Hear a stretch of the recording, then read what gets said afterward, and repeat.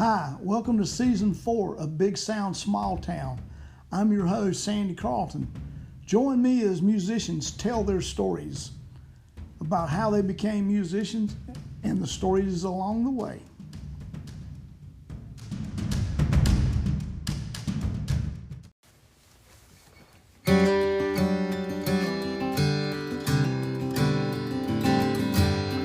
Hey, look at what we found. It's a big sound in a small town.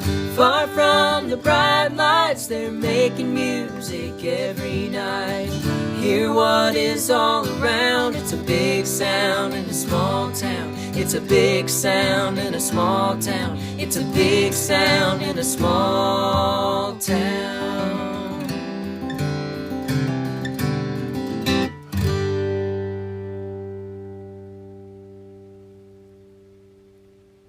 This one here, it's a little tune called Pick It Up.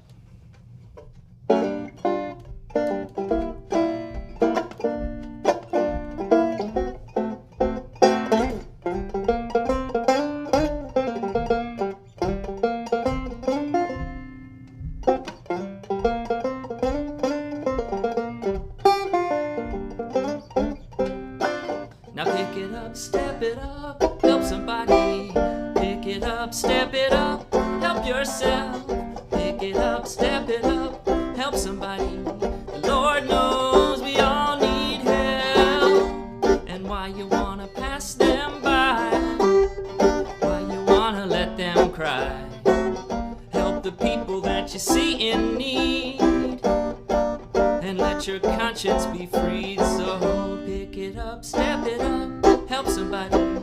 Pick it up, step it on, help yourself. Pick it up, step it up, help somebody.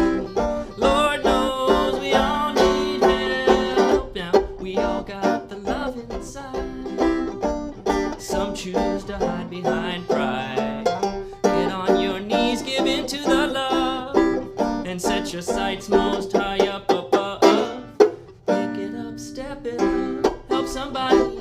Pick it up, step it on, help yourself. Pick it up, step it up, help somebody. The Lord knows we all need help.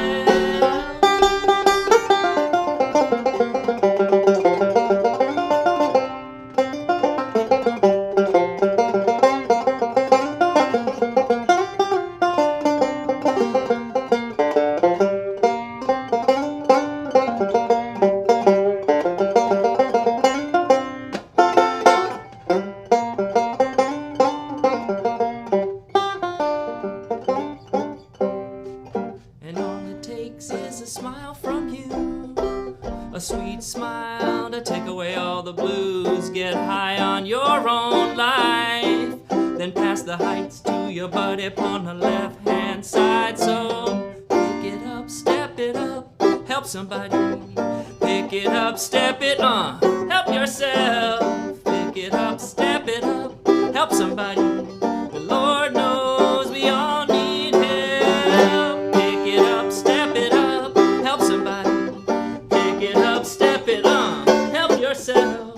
Pick it up, step it up, help somebody. The Lord knows we all need help.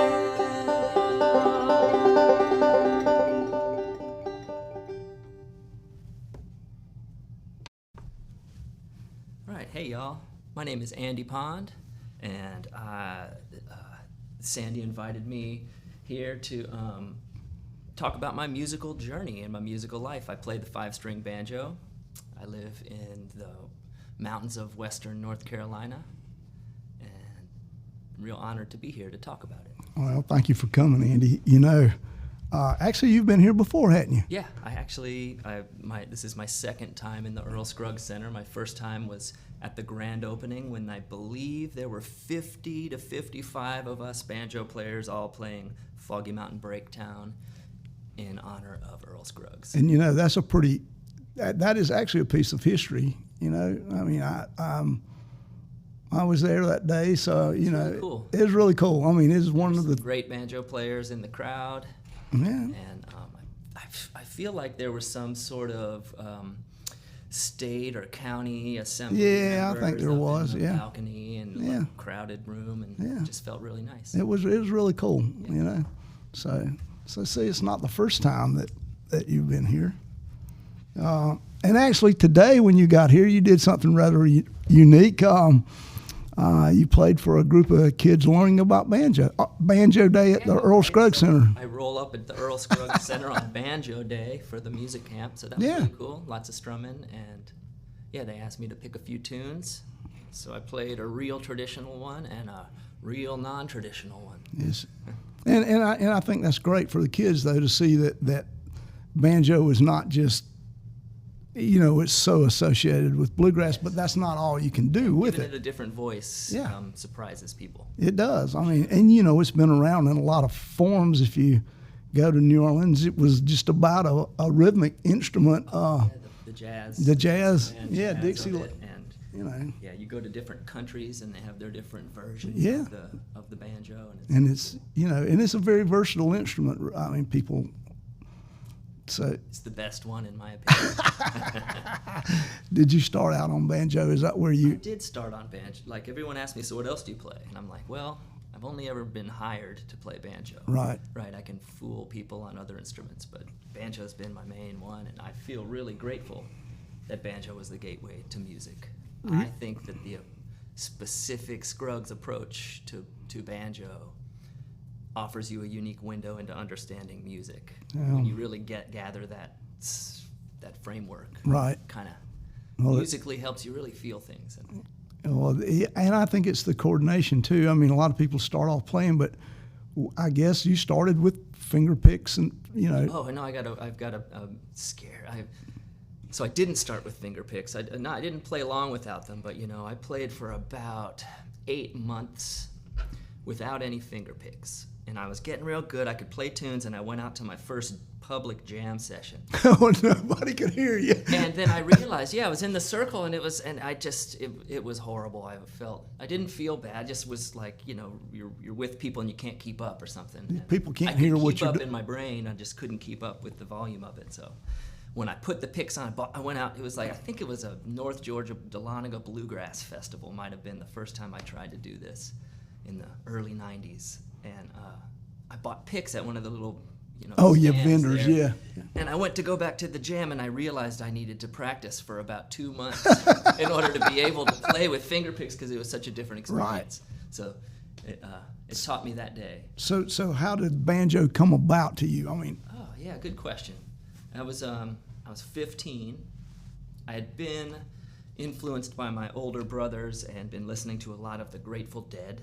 Yeah, that's a great place to start banjo. Yeah, and really? Then I discovered Olden in the Way. Exactly. That Jerry Garcia played banjo, and just the coincidence of my father getting one from a pawn shop. Ah. And it appeared in the living room, and I was listening to Olden in the Way, and I just asked that if I could magic take moment. lessons. Yeah, and I took about 8 months of lessons and started playing.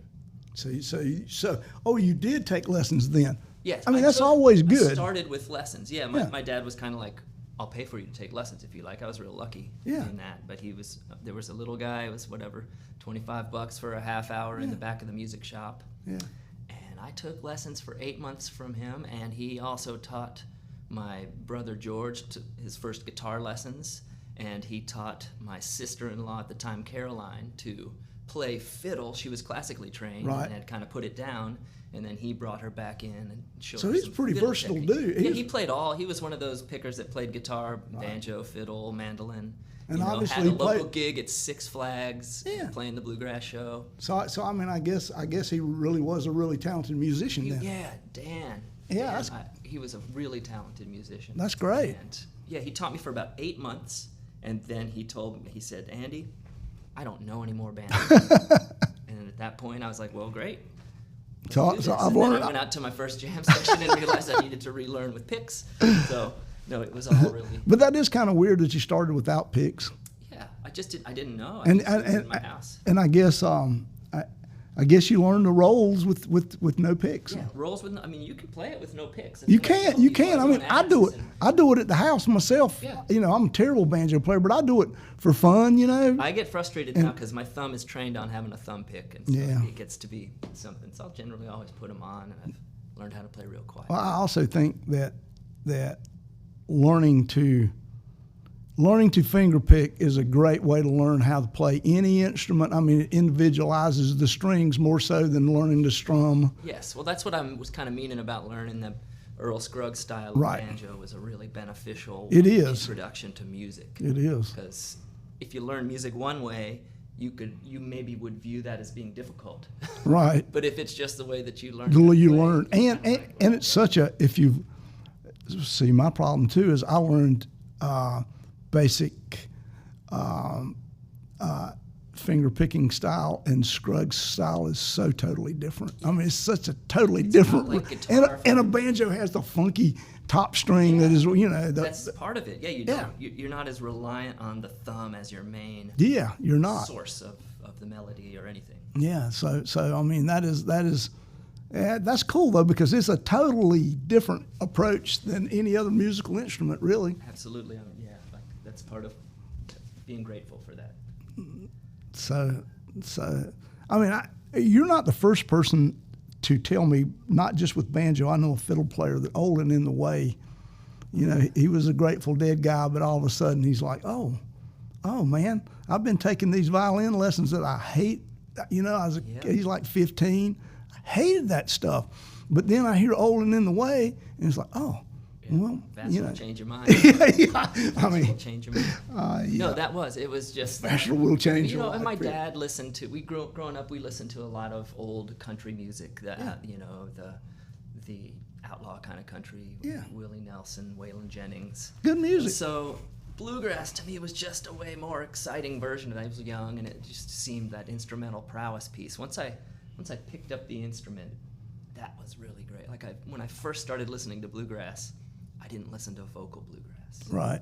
You know, you know, when you first learn something, you're hyper focused, and So you were listening. Only wanted the instrumental, so I was listening to all the just everything was fast. Sure, it was. I mean, it is. Everything's fast. But then there again, you develop that too, playing fast, which is actually a gift. I mean, it's hard to play fast. It is. Oh yeah. It takes. It's not like riding a bike. It's like it takes this skill. No, you have to keep working at it. You have to keep working at it. I've kind of fallen off the wagon of real fast playing. You know, you need a metronome. Yeah, you do. I mean, you do. And as a kid, I used to kick and throw and knock metronomes all over the place. You know, I would get tired of trying to keep up with it. It's like, because I'd keep jacking it up. Oh, I can do it here, you know. So and it's like, I hate this thing. No, I have a funny story about that. I didn't learn playing a metronome. I learned very taught, you know, just practicing in my house, going to the basement of the Bluegrass Jam and watching them, and didn't practice with the metronome at all. Recorded a couple albums without click tracks, kind of thing like that. And then, so I recorded an album in 1998 with a bunch of Asheville musicians, Jay Sanders, Jason Krekel. Yeah. It was called the Acoustic Vibration Appreciation. Yeah, sure, I remember you guys. Right? Yeah. So we recorded an album, and I had a chance to hand it to Bela Fleck. That's too cool. And I was shaking. I was like, I would love to hear any input you have about this album. So he got it, he listened to it, and the only feedback that really stuck with me to this day, because this was long ago, was he's like, you guys really need to play to a click track. I guess the speeds varied even within the song. Like, that was the first lesson that I got from Bela Fleck, and it changed my playing. Oh, I'm sure. I went out and I got a metronome. Believe it or not, I didn't have one. I didn't even have one. All right. I got the metronome and I sat with it, and it changed my right hand. It does. It does. It changed my right hand, and I'm so grateful for that. You know, a lot of times in my life, that is one of the things that when young musicians ask me something, I say, at some point in your life, you're going to want to record something, and you're going to have to deal with a click track. And if you can't, I say, it's great to play songs and have the great individuality of the tempo shifting during the middle of the song, but but you can't replicate that sometimes in the studio. You need to know, get you a metronome and learn how it works. Now it's really fun. Yeah. And you get a little drum machine. Sure. And it's sort of like a metronome, and it just changes the game. But I would say that changed everything for me. Well, that's pretty astute of Bale to pick that up too, because you guys were tight and good, so it's not like, Yeah, I was asking for some critique, and that's the one he found, and I agree with it. Now when I listen to it, I'm like, oh yeah. Yeah, you can hear the timing shift. Right. Yeah. Whatever. But I mean, that is a beautiful thing to have that free flow like that. Oh, absolutely, and be able to catch it and be able to listen to one another. Right. That's I've played gigs where one of the musicians or all of us have in-ear monitors with click tracks, and that live music click track thing, and that it makes for a great production. It makes for a great production, and that's what a recording is a lot of times. And even in a live setting where there's a crowd and you've got that going on, it makes for a great steady production. It does. And I think it's good to be able to do both, but boy, I sure do like breathing music with a group of people. I mean, that is a beautiful part of playing live. Yeah, and I think the click helps you, because it does. It's an exercise in listening, because it doesn't listen to you. Well, and whereas other musicians will listen to you while you're listening to them, and it breathes. Yep. The click track doesn't. It doesn't. No, it doesn't. It doesn't care. It doesn't. It's like. Well, it does care. It cares a lot. Well, yeah. It's one or the other. It's either it cares a lot or it doesn't care. Yeah. So that's a good piece of advice, without a doubt. I would, if anybody hasn't gotten that one yet, play with a click track or a metronome. So at some point, I guess you go jamming, and at some point you think, I want to play out live. I want to do this. It's funny. It happened. I never made the choice. Oh. I was playing. I discovered a guitarist in high school that wanted to play. A guy in my grade who played bluegrass. Yeah. And some Grateful Dead and Fish and the stuff we were listening to. Yeah, that's cool. Yeah. And then I also found in my high school a guy who had played banjo the same amount of time as I had. So we were at the same level, playing the same tunes. And so we kind of got together and had this little bluegrass club in my high school. Oh, that's cool. It really helped me just kind of play, and we eventually got some backyard barbecue outside. We lived outside Atlanta, and it kind of gave me the disease that's what I wanted to do. Yeah, that's a disease without a doubt. You're 16 years old and you get $300 for sitting for 2 hours. Sure. It's a different kind of job. And food. Yeah. And so I didn't actually plan to do that. So I did that my senior year as a high school job, and then went off to college far, far away from everyone out in Idaho. Yeah, Idaho's pretty far away. I didn't know a person out there. I was majoring in forestry, and they had a really good program. Yeah. And I didn't find anyone to play music. I was wondering if you found anyone. I came back. I came to Boone. My brother George called and said, "Hey, we want to start a band." And I was like, "I'm coming back." So it just, synchronicity happened, and I drove from Idaho to Boone, and I went through in Nashville, Tennessee, and stopped to play music on the street, and met up with, for the first time, Jay Sanders. Yeah, that's pretty cool. Who had an electric guitar and a battery-powered speaker. And we met and played music on the street of Nashville for the first time. That's pretty cool how that works out. That is really, it's almost cosmic, because you think at the same time, Jason Krekel, they were buddies already. They were high school buddies. And, and so he had met George, and they said, when you come through Nashville, get Jay, and he's going to come back to Boone. And Jay was gracious enough to put down the electric guitar and pick up a bass for the first time when he started to play with Snake Oil. So, that's crazy. Because he's such a fine bass player now. He's a any killer. Instrument he chooses to pick up, he's going to show everyone that music can be made on it. Yeah, at a high level. Yes. So that was a lot of fun, and came to Boone, and then that's sort of like I went to college at App State, and my job was playing with Snake Oil, not thinking it was going to become my job, and then it became your job. Years started to happen. We didn't, I was just going to college and playing in a band with my brother and friends, and then all of a sudden we were like, let's keep doing this. Yeah. It's just it laid itself out. It didn't feel like work, even though we were working hard. Yeah, well, that's the way it's supposed to. Anything like that, and so for that golden piece of time, it was pretty wonderful. And it was such an innovative outfit that you guys had. It was totally different than what anyone else was doing. Yeah. And you put yourself in. It was a good time though, because that was a good time to be playing music. Yeah, the late 90s, before the internet really hit. Yeah. People were still living in the real world. And Yeah. the real world events were the important thing. And you had a place like Green Acres to Yes. play at, which could not happen today. Oh no, I don't think so. That was a magical moment. That was Green Acres and any of the small venues around Sure. the mountains were just. Oh yeah. I just feel like it was before the internet happened that real life events. Yeah, it was. We all knew about them somehow. More Sure. Or something. It was interesting. And Showing my the age here.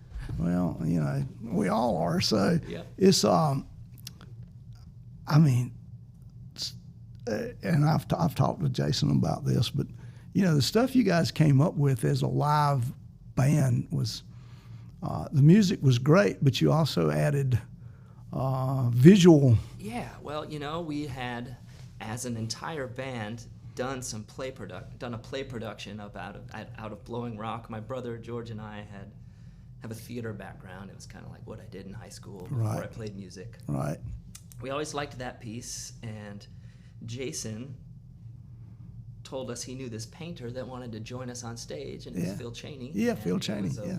wonderful meeting, and it was a great event, and I just feel like having that, not necessarily a light show, but an art show Yeah. was way different than anything anyone was doing. It We was didn't way want to different. afford some laser lights, but we Right. filled the place with color. Yeah. Yeah. You know, did. and, Yeah.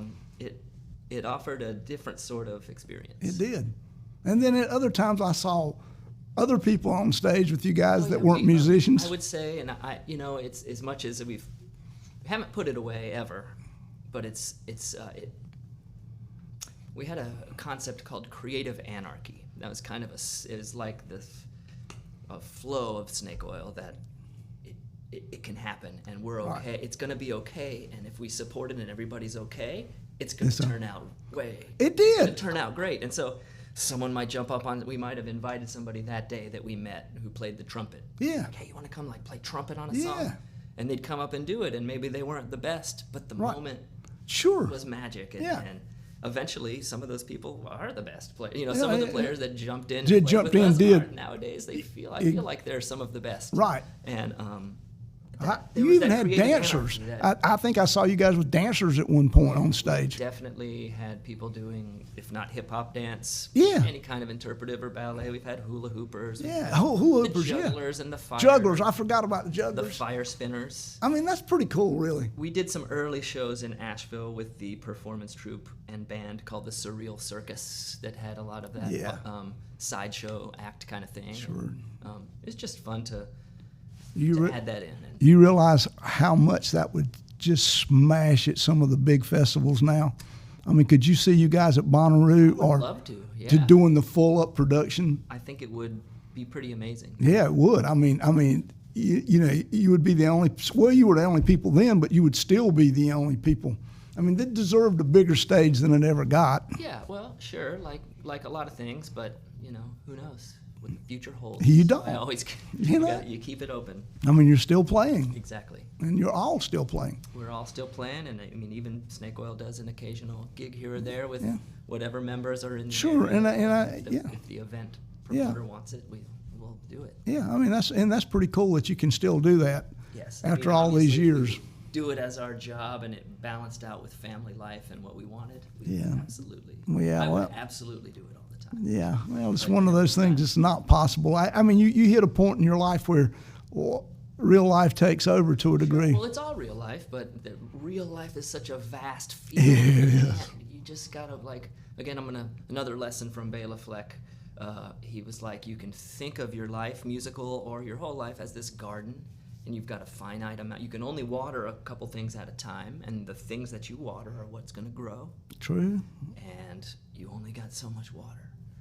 And so that's the way I see it. And once other things start sprouting up that you value, you're going to water those. Sure you are. And hopefully the other stuff's going to survive in a Yeah. perennial way. Yeah, exactly. And I'm Yeah, feeling like the roots I threw down in music have allowed me to have a perennial.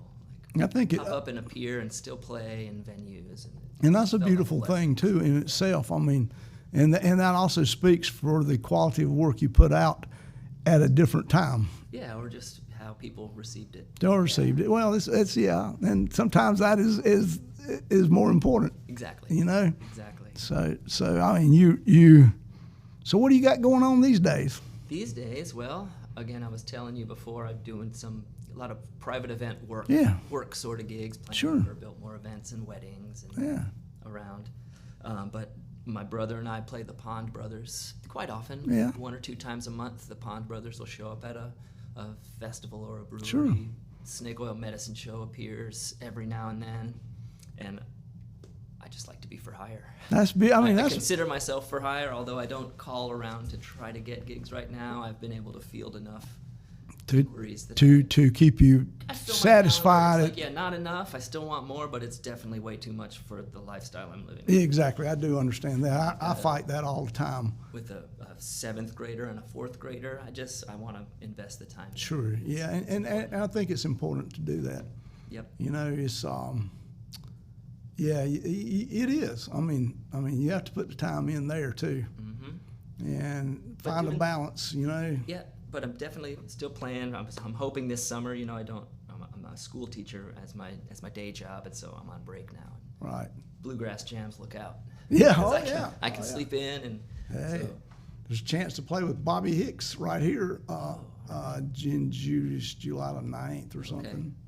So Bobby is 89 now. Oh wow. So he probably still a lot of Bobby Hicks. Bobby can probably fiddle still better than anyone I know. You know. I'm sure.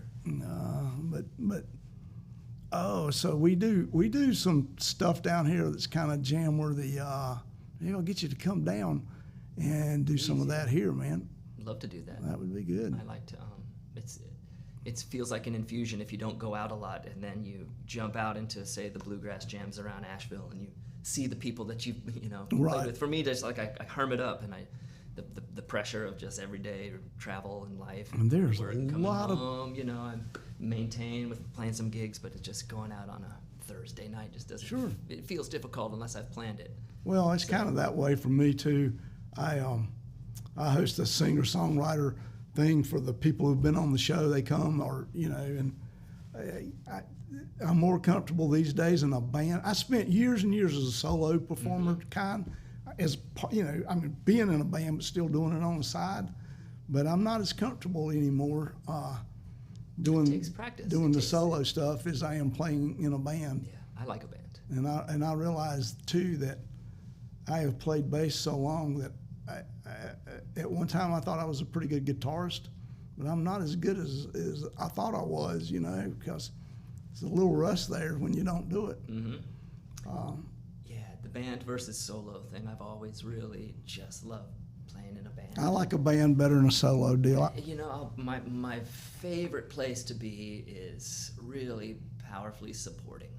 The banjos, most people don't think of it as a supportive instrument, but it can do some really fun rhythmic things. And you can really, it's like this keyboard crossover. It is. And I really enjoy supporting and creating feels. And, occasionally I love to sparkle in a little solo or something, but yeah, I'm kind of the same way. Playing by myself I like to do that by myself. Yeah. Well, now I sit and do that a lot, but that's just a lot of that's therapy for me. It's daily therapy or Absolutely, meditation. Meditation, yes, it is. People pay professional people a lot of money to give what that gives me. Absolutely, yeah. There's a great quote from a musical master, an ancient Sufi. I don't know how ancient, he wasn't too ancient, but Hazrat Inyat Khan talked about. He said, music moves the listener so much. People go into rapture and ecstasy listening to music. Just imagine the producer or player of that music, their experience. Yeah. And that's what you were kind of speaking to. It is kind of there, Music can do a lot. Just for those that don't play music, it's a real experience for the musician. Oh, it is. To create that and be a conduit, or so to speak. I like playing for people, but I would play anyway without people. Oh well, But people are important. We're always playing for the one ever-present audience. True. You can interpret that how you want. Yeah, this is true. There's always an audience when you play. that's who you play for. True. Yeah, that's great. Yeah. I mean, that's the beauty.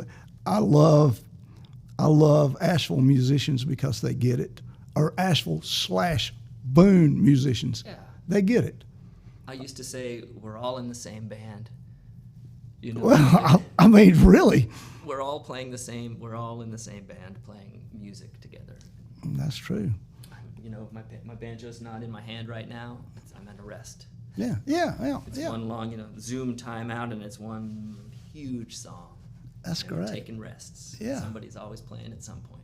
Yeah, that's true. That's a beautiful thing. And, then we touch on the universality of I don't have to speak your language to understand your music. Yes. I don't even have to like you to like your music, Yeah, I don't even have to know anything about you. Right, exactly.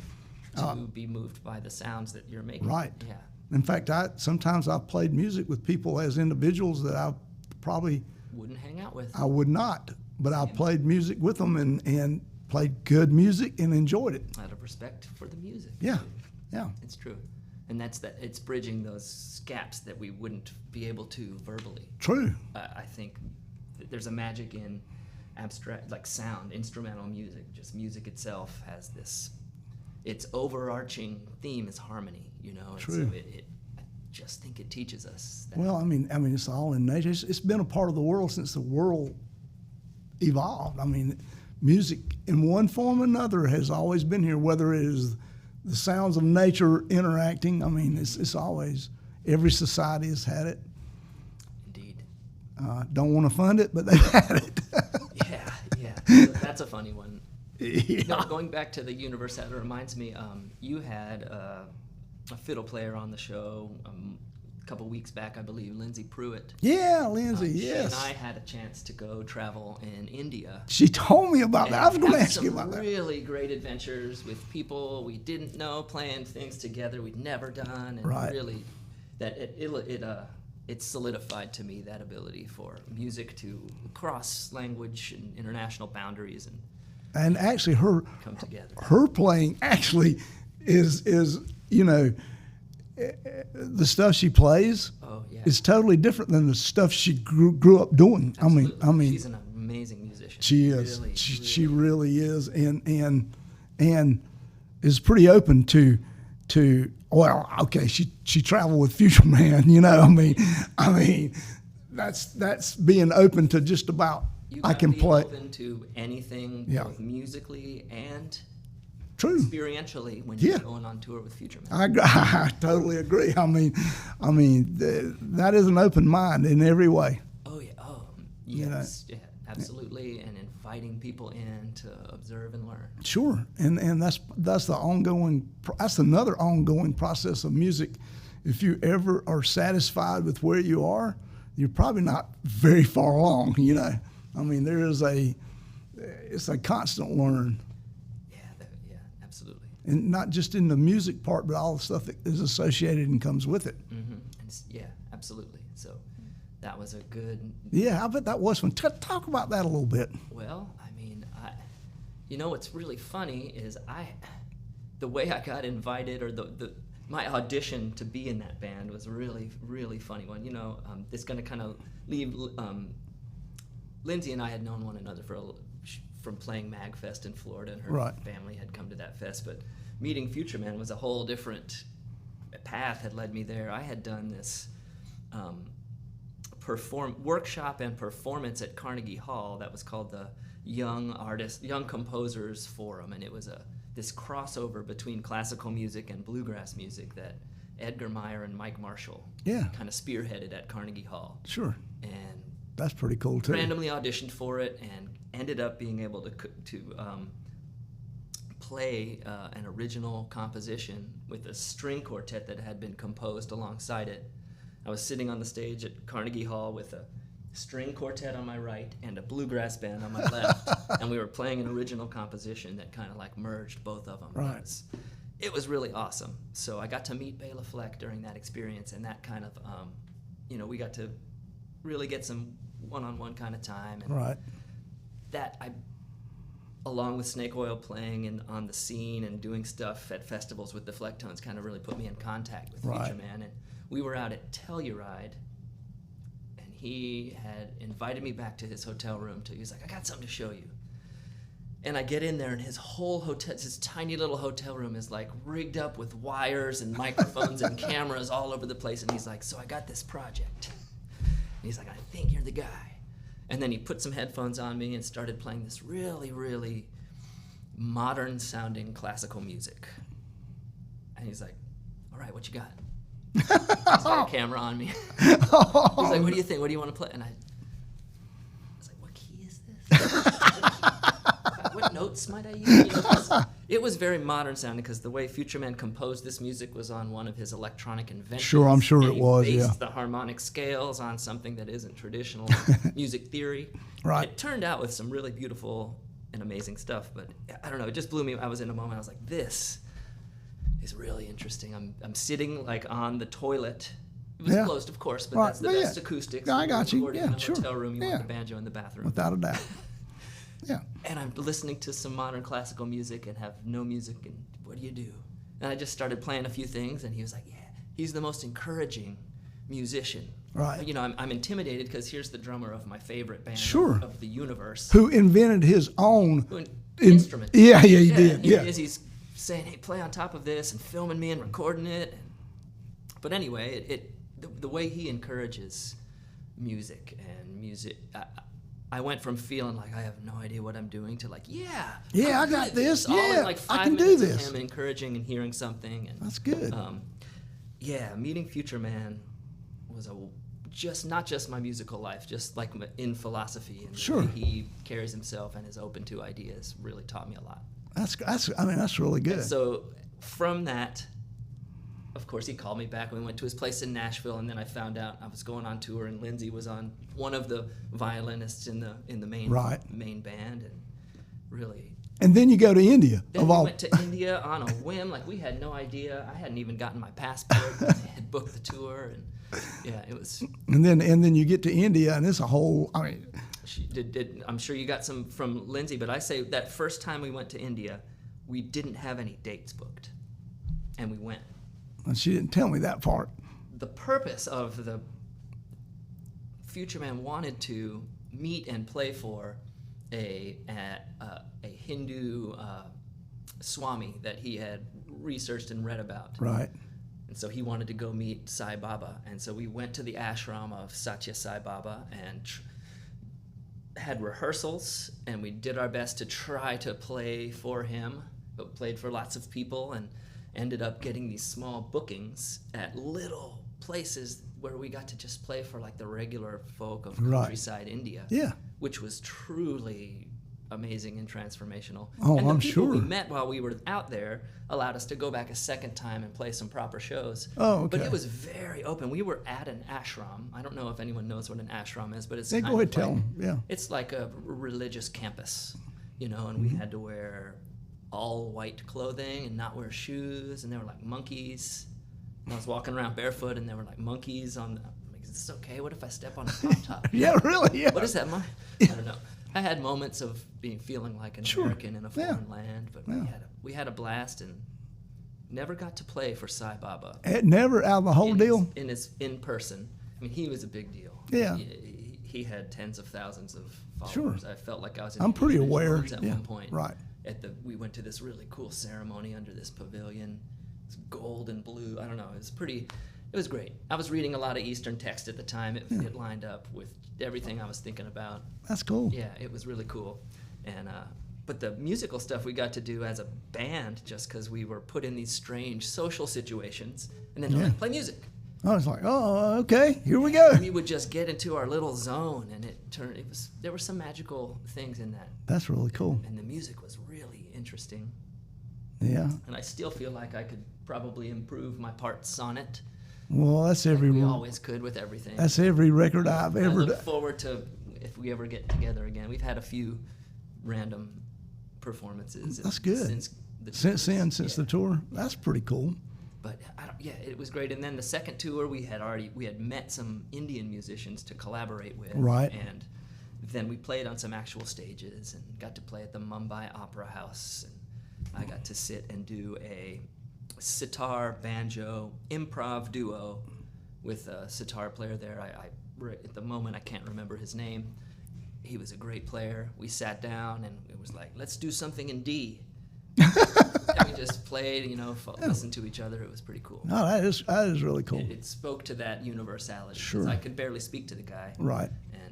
But you could play something, and it was really nice. Sure. That is really cool. That was really cool adventures that I mean, that has to be, that's probably a highlight, right? Absolute highlight. I mean, yeah. To travel the world with some of your favorite musicians. Sure. And that band got to,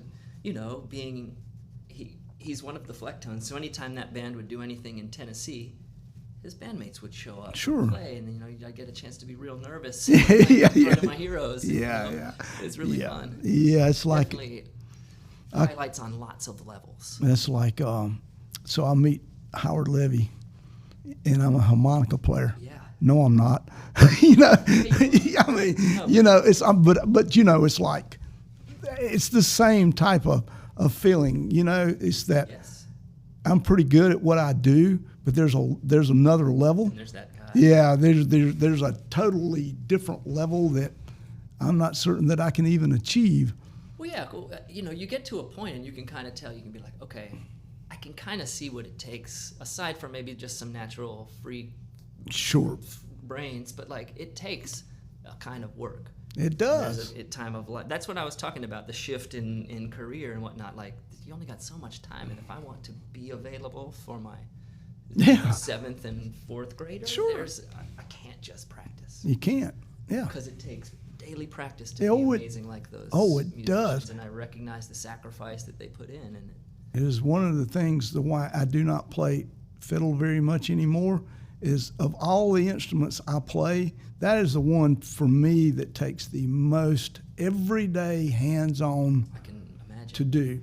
It's and it's more, but it's not so much the left-hand fingering patterns as it is the bowing. Yeah, and feeling that. And feeling, I mean, so if I don't do that, if I'm going to perform out doing that, I have to put in a block of time to really rehearse and practice that on a daily, not like just go in.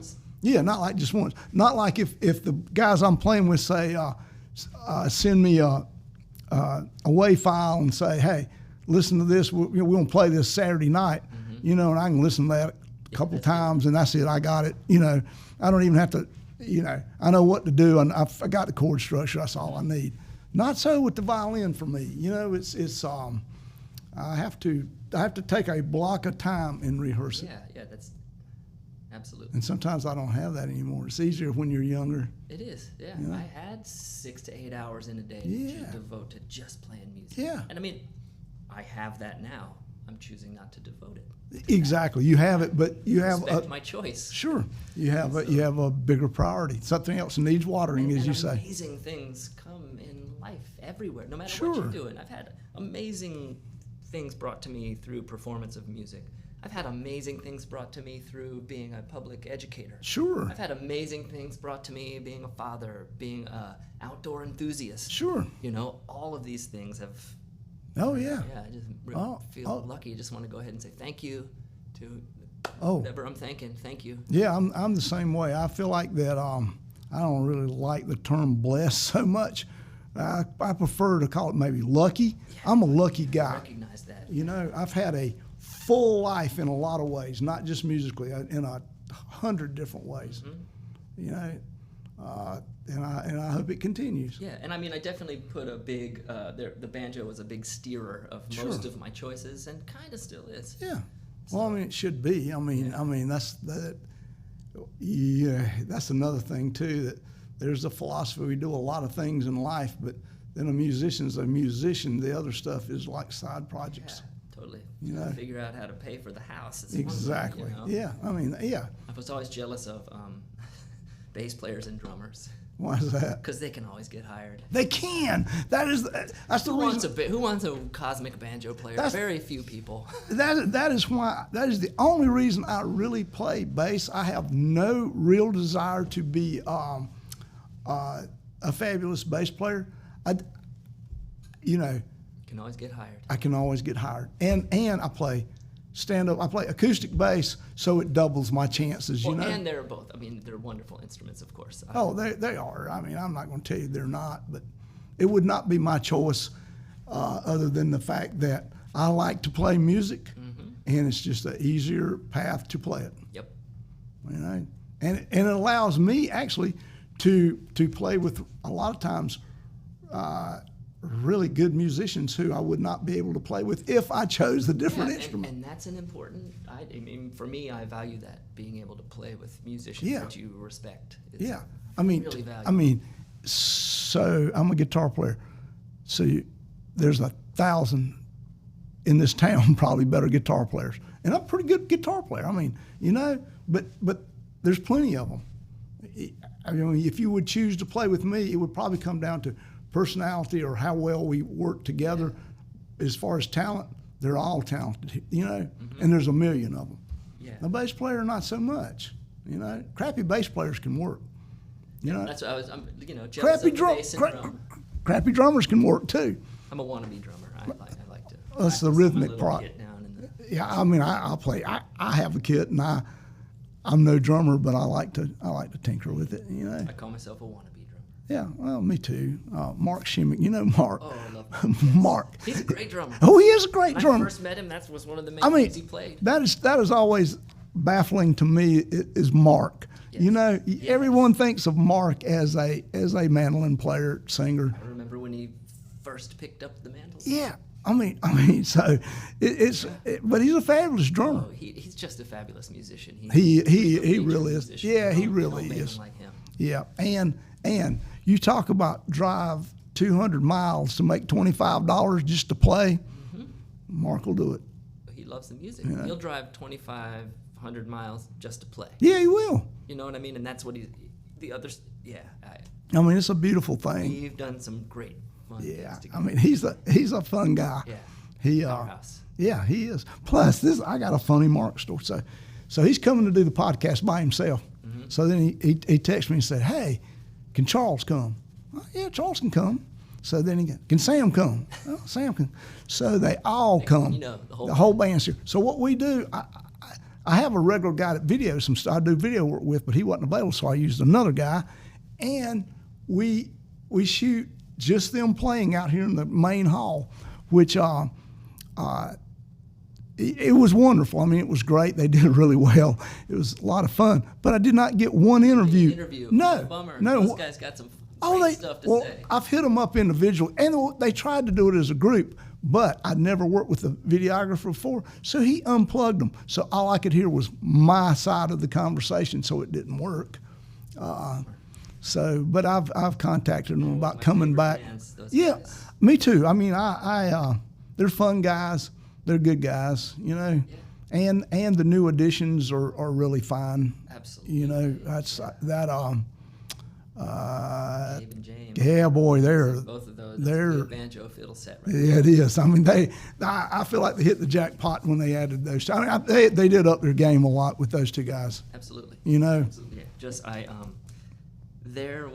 I listen to newgrass revival albums, always what comes to my mind is songs from the Row Band. Yeah, They're kind of like they kind of like are. they're the modern. Because there's a lot of bluegrass bands out there doing newgrass, but there's a spirit that newgrass revival had that these guys have. And they do kind of. A songwriter. They're still like road dogs. I don't know. They are. I don't know how to put it. They're not trying to polish it. And no, they're it, not. And it's real music, and they're collaborating with everybody. You're right. It's got this spirit that was a lot like newgrass. Well, I think about. I don't know. Okay, I think about maybe Charles's other band. Oh yeah. And it's a little. I mean, it's not the same feel. No. And I don't mean that. I don't mean anything disrespectful to anyone there. It evolved into an incredibly successful musical entity. Exactly. And I'm really proud of those guys. Yeah, They're yeah. awesome. It is. But there is a difference, you know. Yeah, I call it, to use the lack of a musical term, it's a spirit. It is. It's a spirit that the music and just the group together have. The Yeah. group of individuals. I agree. And to me, that I like that. It seems to work well, and they're playing a lot now, and I'm really happy. I'm really happy. You know, I'm glad because I filled in a few times as I interim. know, yeah, I know, Banjo, and I love to play with them anytime I can. Yeah, I mean, I keep my bee chops up. I was always, bee. I always, yeah. I mean, I thought maybe you would be a part of that. My water was Sure, had to going be. elsewhere, and I didn't want to hold anybody back. Yeah, I understand. Because Because your banjo would fit really good with that it too. does. You know, It does. Anytime I did play, it was great. But yeah, I know. We were talking about watering. talking about watering. Yeah, I'm watering those So chickens. well, they got themselves. They're working, so I'm happy for them. Great. I love their sound. Yeah.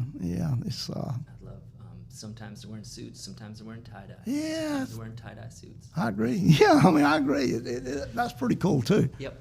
And you know, I'd love to sit down and write a couple of songs with Charles sometimes. He's been a real life inspiration outside of music. You know, once we started gigging, I was kind of hanging with him, and as he was kind of finishing his ultra running career, I was kind of starting my running career, and that's something I really enjoy doing. Is really long time out in the woods. I'm actually on the way up. I think I'm gonna explore the Green River. Well, this is Trail. pretty funny that you say that. I've run Boston like 12 times. You have? Yeah, I have. Wow, yeah, I've never done anything big and official, And but I've run the I've done a bunch of ultras. That's you great. know, Yeah, I'm just no, ultras suck. You don't want to do them. I'm still in my. I just do homemade ones. I don't. I ran them. I did my own Mount Mitchell challenge.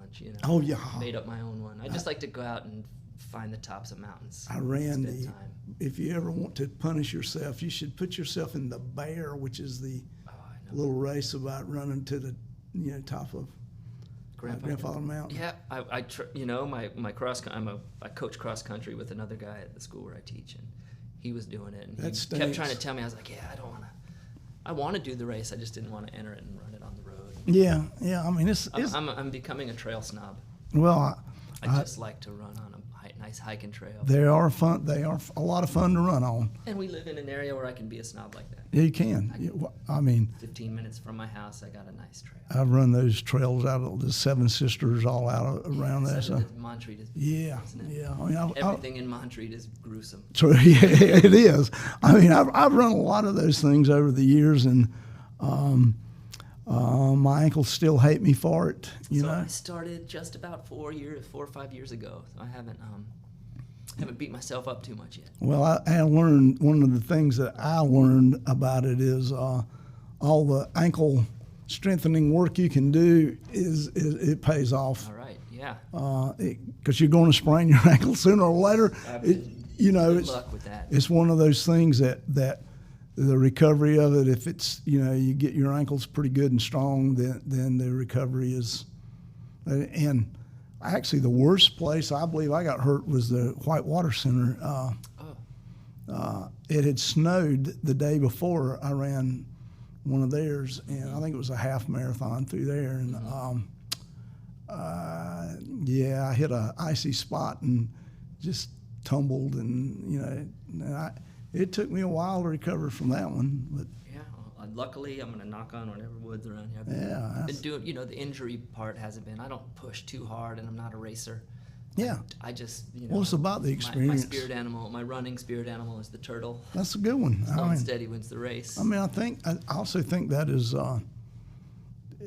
there again, running is a bit as spiritual as music. There's a lot of it is about the run itself, not so much, and a lot of times I ran races just to get to run something that I probably wouldn't get to run on my own with. Like having a course marked and having. Yeah, exactly. Yeah. So, I mean, that's been a lot of it. Yeah, but I've really explored our area, the mountains and the trails. There's a lot of them there. Inspired that one because I was looking at his running and I was like, dang, man, that's great. Now he was a just cross-country coach at the time. And I was like, I need to just start doing this. Now he's he spends his time fly fishing. A year ago, I hired him to take me out fly fishing, and now I got the bug. Yeah. And I've been so I'm going to go run the Green River Trail and probably do a little fishing this afternoon. Yeah, that's my plan to come back on my way back. I spent a ton of time. I grew up part of my life, I grew up on a lake. It didn't have, when I lived there, electricity wasn't there yet and all, but it was really cool. But I had to learn to fly fish as a child, and what I would do is I'd catch brim, you know, and I would just do that over and over. So I used to go to South Mountain and to the Jacobs Fork and fly fish all the time. But I needed to go with Charles because Charles catches monsters. And he just knows, like, you're having a slow day, you see him, like, sniffing it out like a hound. He's like, oh, right over here, Yeah. cast it over here, and you get one. And Yeah, I mean... I learned, I've hired him a couple times since just to get pointers and learn about it. And oh, yeah. I mean, I've been thinking about it several times just due to the fact that I don't do it much anymore. There again, it's having time to do it, but... You know, but I could save myself from having to figure it out if I go with him. Yeah, and it's a lot of fun. Yeah, it's a lot of fun. I bet it is. Talk some music, you know, and catch some fish. Yeah. He also wrote a couple of songs. Actually, one of the songs for the road band he wrote with my buddy Jonathan Bird. Okay, yeah. And he collaborates with a lot of folks. He does with a lot of people. Jonathan's a guy who was a touring musician, had it going on, and then decided once COVID hit, I don't think he's ever going to tour again. Well, more power to him. Yeah, I mean, if you can make it work, I understand the part of touring that's not fun.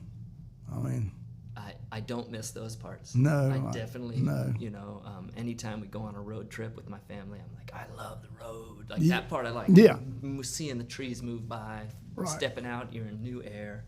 I love all that kind of thing. But then the hardships of it's your job, you know.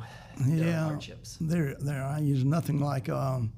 It's shiny on stage, but it's It not is. shiny off stage. No, it's not. I mean, you don't see me in the laundromat. You know, you don't see me loading the stuff up in the back of a van at, you know, and 4 sometimes in the morning. Yeah, and sleeping in that van too. Sometimes, you know, or sleeping. You know, people say, "What do you do when you get to the job?" Well, a lot of times we slept. You know, take hurry a up nap. and wait. Yeah, hurry up and wait. It's what gets musicians in trouble a lot of times. Yes. You know, particularly young musicians, you have that downtime, and it's like, oh boy. It's good to pick up something like running. Yeah, it is. Yep. So I felt very grateful with Snake Oil touring team. We were all pretty health conscious. And That's we had good. each other's backs, and Yeah. we joked we were the clean team. We barely That's had good. anybody cussing. That's a beautiful thing. It was a beautiful thing. Yeah, that is a beautiful thing. What else I need to know, man? You got a very interesting story. Yeah, I don't know. I'm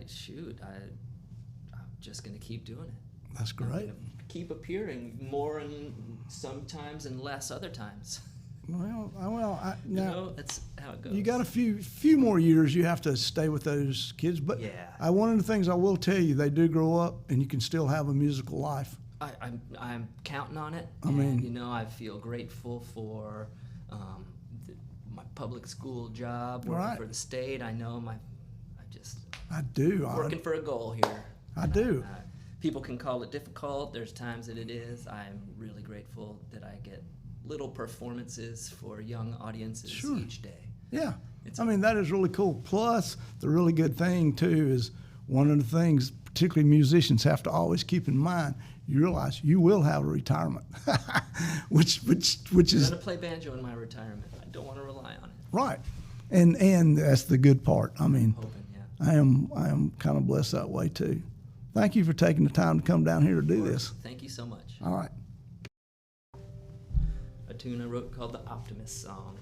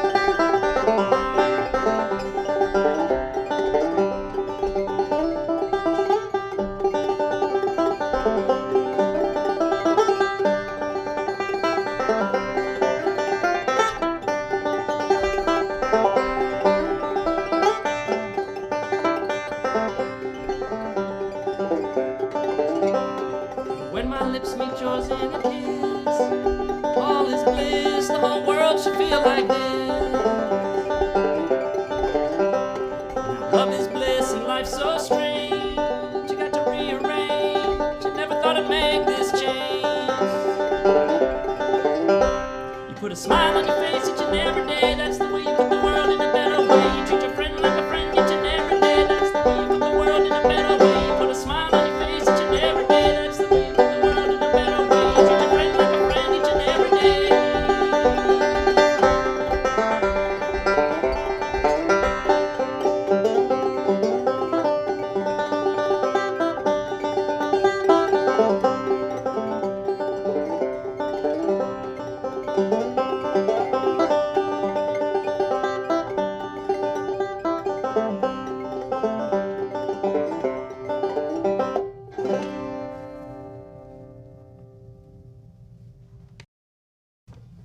Alright, this is a little tune called Gripped.